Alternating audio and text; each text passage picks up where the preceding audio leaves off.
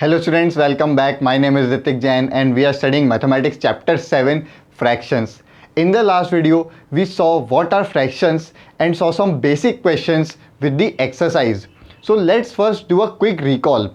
We first studied what are fractions. Fractions are those numbers which represent a part of a whole.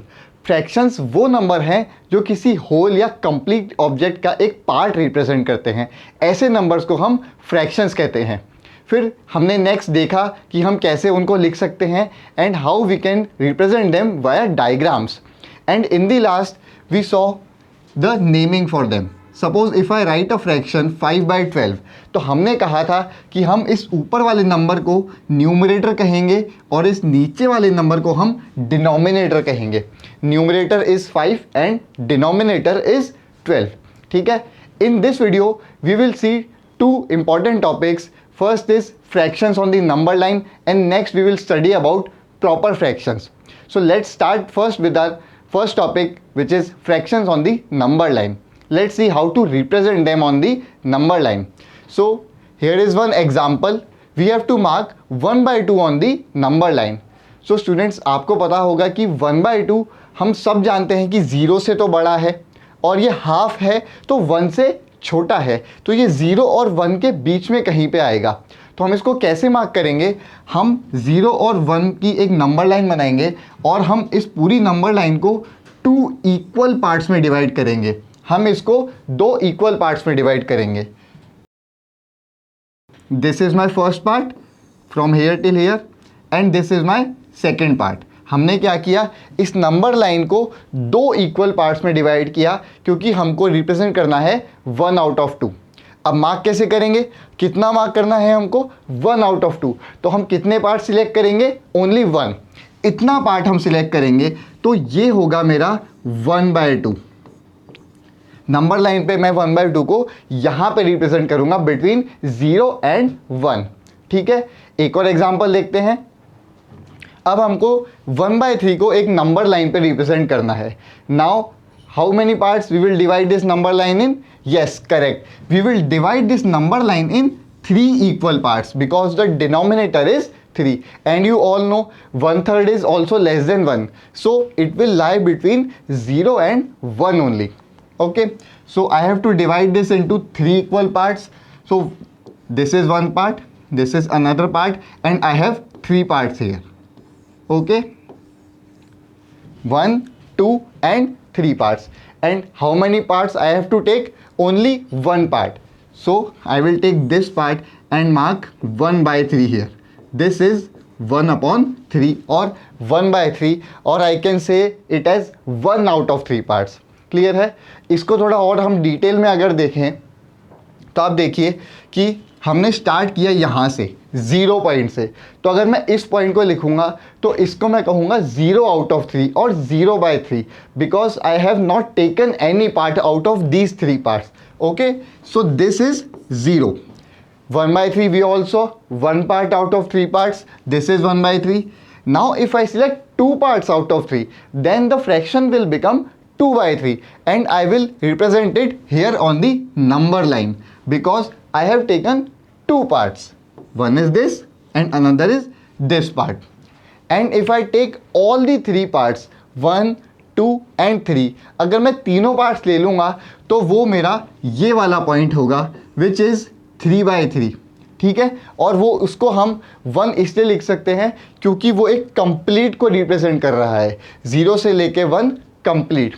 यहाँ पे देखिए 0/3 is the point 0 हमने देखा. Whereas since 3/3 is one whole, it can be shown by the point 1. हम 3/3 को point 1 से भी represent करते हैं. Right? Now let's see a couple of examples here. Show 3/5 on a number line. Now you all should know that I will be dividing this number line into 5 equal parts because the denominator here is 5. ठीक है. तो हम इसको 5 equal parts में divide करेंगे. कुछ इस तरह से मैं 5 इक्वल पार्ट्स में डिवाइड करूंगा. 1, 2, 3, 4 एंड 5 पार्ट्स. ठीक है. और मुझे कितने पार्ट सिलेक्ट करने हैं? 3 parts. Correct. So I will take 1, 2 and 3 parts. So this will be 3 by 5. I can represent 3 by 5 with this point on the number line, right? Let's see the next one. Now we have to show 1 by 10, 0 by 10, 5 by 10 and 10 by 10 on a number line. So again, in how many parts I will divide my number line? Yes, correct, 10 parts. So I have already divided it. This is 1, 2, 3, 4, 5, 6, 7, 8, 9 and 10 parts. I have divided this number line into 10 equal parts. So let's mark them one by one. First is 1 by 10. So 1 part out of 10 parts. So it will be here. This is 1 by 10. Correct? 1 part out of 10 equal parts. Next is 0 by 10. So I don't have to select any point. It will be represented by this 0 point. This is 0 by 10. Next is 5 by 10. I have to take 5 parts. So 1, 2, 3, 4 and 5 parts. I will take these 5 parts and this will be represented by 5 upon 10 or 5 by 10, right? Next is 10 upon 10. Now I have to select all the 10 parts out of this given 10 parts. So it will be represented here with 10 by 10. I think this must be clear. 1 by 10, 0 by 10, 5 by 10 and 10 by 10. I have marked all the 4 points in this number line. Now let's move on to the next topic and see how many types of fractions are there. So basically we will learn about 3 types of fractions in this chapter. Proper fractions, improper fractions and mixed fractions. हम ये 3 fractions पढ़ेंगे इस chapter में और आप देखेंगे कि मैंने प्रॉपर फ्रैक्शंस को अलग कलर में रखा है और इम्प्रॉपर और मिक्स फ्रैक्शंस को अलग कलर में रखा है. ऐसा क्यों? Because these two can be interchange within one another. मतलब if there is an improper fraction then I can convert it into a mix fraction and if the mixed fraction is given then I can convert it into an improper fractions. They can be interchanged within one another. We will study about these two in the upcoming lectures, but today we will cover the first topic, which is proper fractions, and see what are proper fractions. So students, हमने अभी तक जितने भी type के fractions देखे, हमने जितने भी फ्रैक्शंस पढ़े हैं वो सारे प्रॉपर फ्रैक्शंस हैं क्योंकि वो सब लेस देन वन है.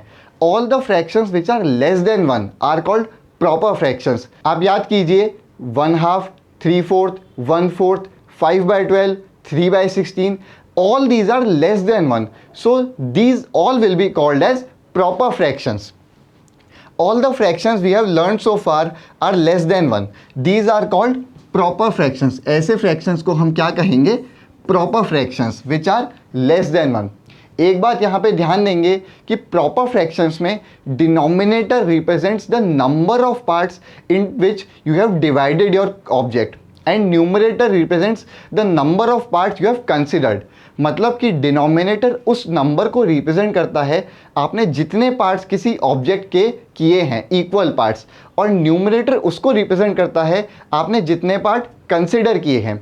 मतलब अगर यहाँ पे एक रेक्टेंगल है, मैंने इसको अगर 6 इक्वल पार्ट्स में डिवाइड किया तो प्रॉपर फ्रैक्शन के केस में डिनोमिनेटर 6 रिप्रेजेंट करेगा क्योंकि मैंने इस रेक्टेंगल को 6 इक्वल पार्ट्स में डिवाइड किया है तो मेरा डिनोमिनेटर रहेगा 6. और अगर मैं इसमें 2 रेक्टेंगल्स कंसिडर करूं, 2 रेक्टेंगल्स को अगर मैं शेड कर दूं तो न्यूमरेटर उसको रिप्रेजेंट करेगा 2/6. ये होगा मेरा प्रॉपर फ्रैक्शन. ठीक है, क्लियर है. एक बात यहाँ पे देखी होगी आपने कि प्रॉपर फ्रैक्शंस में numerator is always less than the denominator. Numerator is always less than denominator in case of proper fractions. In a proper fraction the numerator is always less than the denominator. जैसा कि मैंने कहा, आप examples देखिए 7/15, 6/12, 3/10. इन सब में numerator जो है वो डिनोमिनेटर से छोटा है.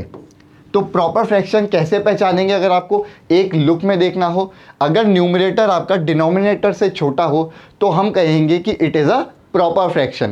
ठीक है, now let's see some examples here. So first is, give a proper fraction whose numerator is 5 and denominator is 7. This is very easy. Numerator is 5 and denominator is 7. So my fraction becomes 5 by 7. ठीक है, next देखते हैं. whose denominator is 9 and numerator is 5. This time denominator is 9. So I will write denominator as 9 and numerator is 5. So my fraction becomes 5 by 9 और 5 upon 9. ठीक है, next देखते हैं. whose numerator and denominator add up to 10. अब numerator और denominator का सम हमको कितना रखना है? 10. तो एक आप लिख सकते हैं 1 + 9 भी 10 होता है. एक और एग्जांपल अगर आप लिखें तो 3 + 7. तो हमको अगर फ्रैक्शन लिखना है तो हम न्यूमरेटर को हमेशा छोटा रखेंगे. तो हमारा एक फ्रैक्शन हो सकता है 1/9. 1 + 9 is 10. Numerator is less then the denominator. And next is 3/7. 3 + 7 is 10 and 3 is less then 7. तो आप ऐसे और भी एग्जाम्पल्स लिख सकते हैं जिनका सम 10 हो और वो प्रॉपर फ्रैक्शन हो. ठीक है, नेक्स्ट एग्जाम्पल देखते हैं. Whose denominator is 4 more than the numerator. जिसका डिनोमिनेटर उसके न्यूमरेटर से 4 ज़्यादा है. तो आप इसमें इनफाइनाइट एग्जाम्पल्स लिख सकते हैं. यहाँ पे आप कोई भी न्यूमरेटर लिखिए. Suppose if I right 8, denominator को हमको उससे 4 ज़्यादा करना है. तो 8 + 4 इज़ 12. तो ये एक एग्जाम्पल हुआ. सिमिलरली अगर आपने 50 लिखा है तो 50 + 4 इज़ 54. ये भी एक एग्जाम्पल हुआ. ऐसे ही आप और भी एग्जाम्पल्स लिख सकते हैं. Suppose if I write 21, then 21 + 4 is 25. Yes, correct. If you write 100, 100, then 100/104. All these are proper fractions whose denominator is 4 more than the numerator. ठीक है, नेक्स्ट क्वेश्चन देखते हैं. A fraction is given. How will you decide by just looking at it whether the fraction is less than 1? Now you all know that proper fractions are less than 1. So if a fraction is given, suppose if I write 5/19. Now how will you decide if it is less than 1? So we will just check if it is a proper fraction or not. और proper fraction check करने के लिए हम क्या देखेंगे कि numerator denominator से छोटा होना चाहिए. तो this is a proper fraction which means it is less than 1. तो हम सिंपली क्या देखेंगे कि numerator should be less than denominator, then the fraction will be less than 1. ठीक है, नेक्स्ट इज इक्वल टू 1. अब इक्वल टू 1 के लिए आप सब जानते हैं कि न्यूमरेटर और डिनोमिनेटर को इक्वल होना पड़ेगा. For example 5/5, 100/100, 976/976. आप कुछ भी लिख सकते हैं, बट ये इक्वल टू 1 तभी होगा जब न्यूमरेटर और डिनोमिनेटर बराबर होंगे. मतलब कि मैंने 5 पार्ट्स किए और 5 के 5 पार्ट्स मैंने सिलेक्ट कर लिए, तब वो एक कंप्लीट को रिप्रेजेंट करेगा. तो इस केस में हम क्या चेक करेंगे? If numerator is equals to denominator then the fraction will be equal to 1. ठीक है, नेक्स्ट क्वेश्चन देखते हैं. fill up using one of these. So I have to fill these boxes with less than, greater than or equal to sign. Let's solve them one by one. 1/2 and 1. Now you all know 1/2 is a proper fraction. Numerator is less than denominator and proper fractions are always less than 1. So it will be less than sign. Next is 3/5 and 1. Again this is a proper fraction. It will be less than 1. So again less than sign. Then the next one 1 and 7/8. This is also a proper fraction. It will be less than 1. So this sign. Now 4/4. Here you can see the numerator and denominator are equal. So it will be equal to 1 because it is representing one complete whole. So it will be equals to 1. Next is 2005/2005. Again this will be equal to 1 only. because both numerator and denominator are equal, right? So I hope आपको clear होगा कि fractions को number line पे कैसे represent करते हैं and what are proper fractions. In the next video, we will see the improper and mixed fractions and solve the exercise. Till then, goodbye. See you in the next one.